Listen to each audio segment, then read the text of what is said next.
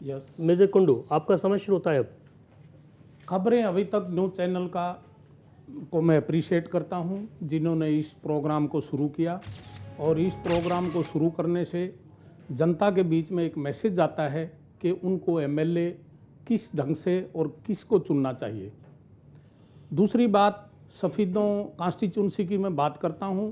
ये अस्तित्व में 1952 में ये कॉन्स्टिट्यूंसी आई थी।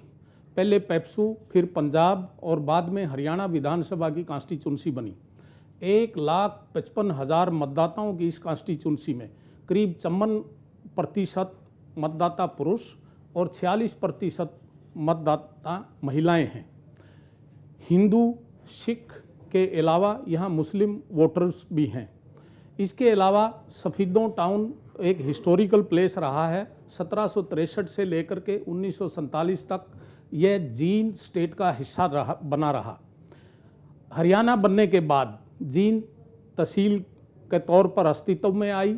यहाँ ब्लॉक बना और जींद डिस्ट्रिक्ट का एक सब डिवीज़न है और यहाँ नगर पालिका काम करती है। दूसरा इसका ब्लॉक पीलूखेड़ा है। पीलूखेड़ा में एक ब्लॉक और सब तहसील है। इसके अलावा यहाँ जो इंफ्रास्ट्रक्चर अवेलेबल हैं उसमें जो है, स्कूल कॉलेज की बात करें तो इसमें एक महिला कॉलेज और एक को एजुकेशन का कॉलेज है। करीब 18 सीनियर सेकेंडरी स्कूल में, जिसमें 4 कन्याओं के लिए और 14 जो हैं वो को एजुकेशन के हैं। इसी तरह से हम बात करें हाई स्कूल्स की तो यहाँ 24 हाई स्कूल्स हैं, 6 कन्याओं के लिए और 18 जो हैं वो को एजुकेशन के हैं। इसके अलावा इस क्षेत्र में कोई टेक्निकल एजुकेशन का प्रबंध नहीं है। फिर हम बात करें हेल्थ की के इंफ्रास्ट्रक्चर की, सफ़ीदों में एक सिविल हॉस्पिटल है जो 50 बेड का है और 6 पीएचसी और एक कम्युनिटी हेल्थ सेंटर है। अब मैं बात करूंगा यहाँ के समस्याओं की। 71 गांव वाली इस कॉन्स्टिट्यूंसी में गांव का हाइजीन एंड सैनिटेशन बहुत ख़राब है। तालाब बहुत गंदे हैं, मच्छरों का ब्रीडिंग सेंटर बने हुए हैं ये तालाब। उसके अलावा यहाँ जो है malaria, dengue, fever, diarrhoea and dysentery आम बीमारियाँ हैं।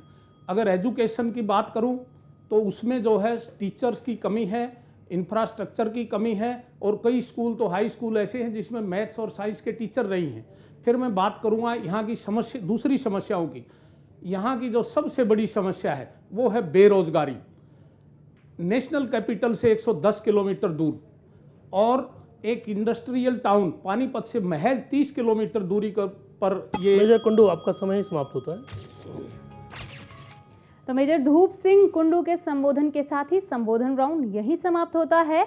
वक्त भी हो चला एक छोटे से ब्रेक का। ब्रेक से लौटने पर इन सभी 6 उम्मीदवारों को तैयार रहना होगा जूरी के सवालों के जवाब देने के लिए सवाल जवाब राउंड में।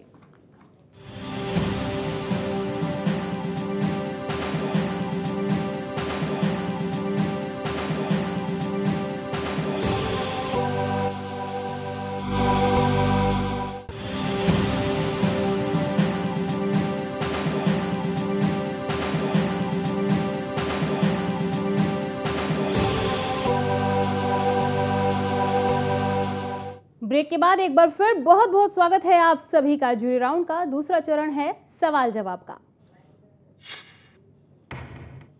सवाल जवाब राउंड के नियम भी फटाफट समझा देते हैं आपको। इस राउंड के दौरान जूरी सदस्य हर उम्मीदवार से 4 प्रश्न पूछेंगे और हर सदस्य को उत्तर के मुताबिक अंक मिलेगा। साथ ही सभी उम्मीदवारों के लिए जज साहब का भी एक सवाल होगा। हर प्रश्न के 10 अंक होंगे, यानी ये राउंड कुल 50 अंकों का होगा और जूरी निर्धारित 17 विषयों में से किसी भी विषय पर आपसे प्रश्न पूछ सकती है, जबकि जज साहब का प्रश्न सभी उम्मीदवारों के लिए एक ही होगा।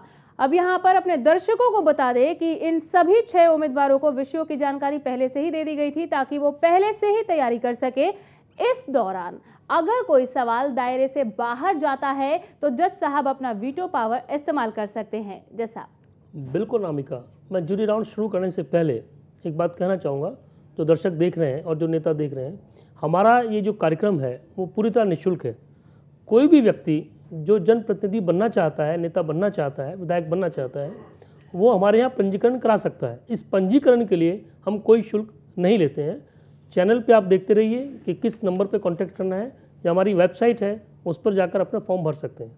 डी राउंड के लिए तैयार, सवाल जवाब के लिए। मेजर कुंडू, आपसे पहला सवाल करेंगे कुमार विजन जी। मेजर साहब, मौजूदा राजनीति में सुधार के लिए कितनी ज़रूरत है और आप क्या सुधार करेंगे? देखिए, आज क्राइसिस है leadership crisis and crisis of credibility. ये बहुत बड़ी समस्याएं हैं आज की राजनीति में। हमें बहुत इंटेलिजेंट पॉलिटिशियन नहीं चाहिए, हमें ईमानदार पॉलिटिशियन चाहिए। ये ईमानदार पॉलिटिशियन चुनने के लिए या नेता चुनने के लिए, एमएलए और एमपी चुनने के लिए हमें अपने वोटर को भी एजुकेट करना पड़ेगा।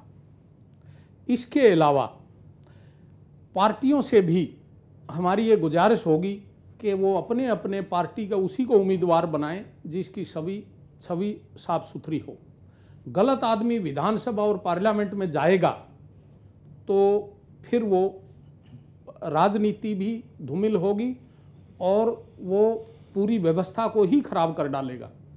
तो सबसे पहले हमारा प्रयास यही है, या मेरा मानना ये है कि राजनीति को स्वच्छ बनाने के लिए हमें वोटर को और स्वच्छ की बात नहीं, यहाँ पे है कि मौजूदा राजनीति जो है उसमें हम क्या बदलाव कर सकते हैं, उसमें क्या सुधार ला सकते हैं? आपको लगता है सुधार लाने की जरूरत है? मौजूदा राजनीति सुधार लाने की जरूरत है, इसमें कोई शक नहीं है, लेकिन उसकी कोई योग्यता हमें निर्धारित करनी पड़ेगी कि इस तरह के मापदंड हों, वही आदमी इलेक्शन कंटेस्ट कर सकता है।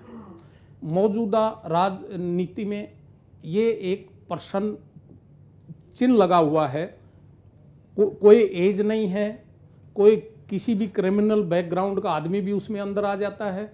तो ये सब को साफ करने के लिए व्यवस्था, कानून में बदलाव, संविधान में बदलाव लाने की आवश्यकता इसके लिए है।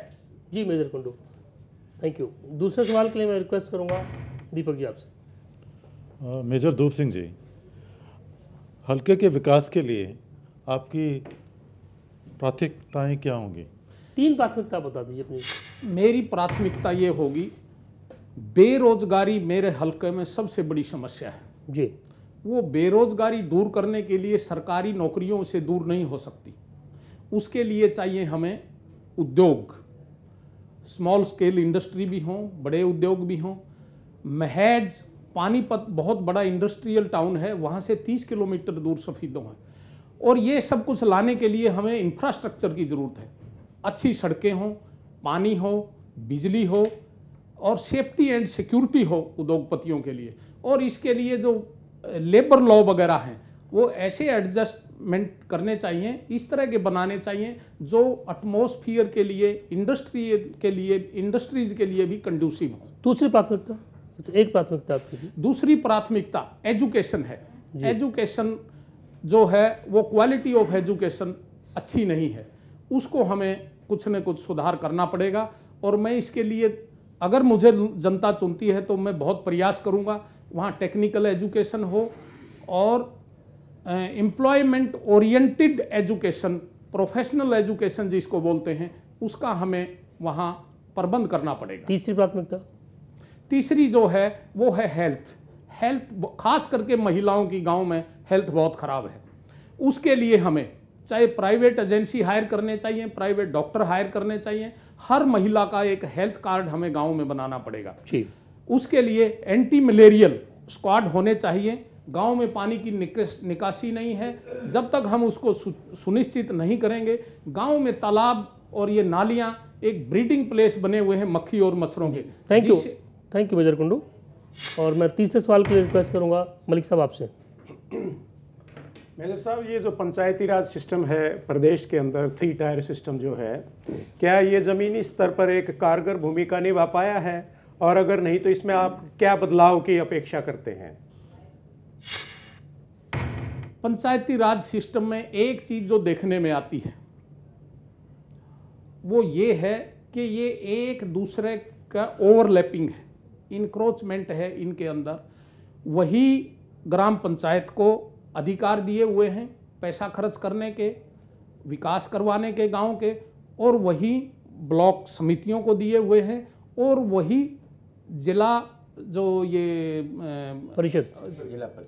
परिषद को वही अधिकार उनको दिए हुए हैं। ये ओवरलैपिंग है। ये ओवरलैपिंग को कहीं ना कहीं हमें हटाना पड़ेगा ताकि ये विकास सुचारू रूप ढंग से चले और वो अपने पैसे का सही इस्तेमाल हो करके वो खर्च हो और उस पर क्लोज सुपरविजन ऑफिशियल मशीनरी यानी जो पुअर गवर्नेंस के कारण ये सब गड़बड़ाया हुआ है उसमें सुधार की आवश्यकता है। आप कैसे करेंगे इसको? आप विधायक बन गए, ऐसा है कि मुझे एडमिनिस्ट्रेशन का काफ़ी ज्ञान है, एक्सपीरियंस्ड हूँ और ऑनेस्ट हूँ। मैं सबसे पहले प्रशासन को, लेकिन ओवरलैपिंग तो आपके ऑनेस्ट होने से, एडमिनिस्ट्रेशन के जानने से नहीं होगा ना खत्म। अगर ओवरलैपिंग है अधिकारों में तो कैसे करेंगे उसको? ओवरलैपिंग को तो हम कानून के जरिए उसको खत्म करेंगे। जी, कानून बनाया जाएगा ताकि एक दूसरे के बीच काम में इंटरफियरेंस ना हो और इनके अधिकार क्षेत्र अलग अलग हम बांटेंगे। ये हमारा प्रयास रहेगा। जी, थैंक यू। और मैं चौथे सवाल के लिए रिक्वेस्ट करूंगा सुरेंद्र जी आपसे, आप कीजिए। कुंडू साहब, अगर आप अपोजिशन के विधायक बन जाते हैं, हाँ जी, तो उस सिचुएशन में आप विकास कार्य कैसे करवाएंगे? ऐसा है कि एमएलए अपोजिशन का हो और पोजीशन का हो। मैं बताता हूं आपको, एमएलए को क्या वो सभी सुविधाएं मिलती हैं अपोजिशन वाले को जो दूसरे को मिलती हैं? सिक्योरिटी गार्ड उसको मिलता है, एमएलए हॉस्टल में फ्लैट उसको मिलता है, भत्ते उसको मिलते हैं, सैलरी उसको मिलती हैं, सीएम कोटे से उसको फ्लैट मिलते हैं, प्लॉट मिलते हैं। विकास कार्य कैसे तो क्या वो विकास कार्य नहीं करवाएगा? जब काम करवाने का उसका आप अगर बनते हैं तो आप कैसे करवाएंगे? मैं करवाऊंगा, मैं सीएम से मिलकर करवाऊंगा। ये हल्का जो है हरियाणा की एक कॉन्स्टिट्यूंसी है, ये लोग जो हैं हरियाणा वाले हैं, बराबर का विकास होना चाहिए। मैं कन्विंस करूंगा, मैं कन्विंस कर सकता हूं मुख्यमंत्री महोदय को। लेकिन मेजर साहब, विपक्ष के जब विधायक होते हैं सरकार सुनती कहाँ है? मुख्यमंत्री सुनता कहाँ है? प्रशासन सुनता कहाँ है उनकी? तो कैसे करेंगे? ऐसी बात नहीं है। अगर मैं कन्विंस करने में मैं अपने पॉइंट पर सही हूं तो मुख्यमंत्री को मेरी बात सुननी पड़ेगी। दूसरी बात मेरे पास ये है कि मैं लोगों को इकट्ठा करके मैं आंदोलन का रूप मतलब हम लोग ले सकते हैं, पीसफुल डेमोन्स्ट्रेशन करेंगे, हम सरकार को चेताएंगे कि आपको ये विकास हमारी जरूरतें पूरी करनी ही पड़ेंगी और सरकार बाध्य होगी करने के लिए। जी, थैंक यू।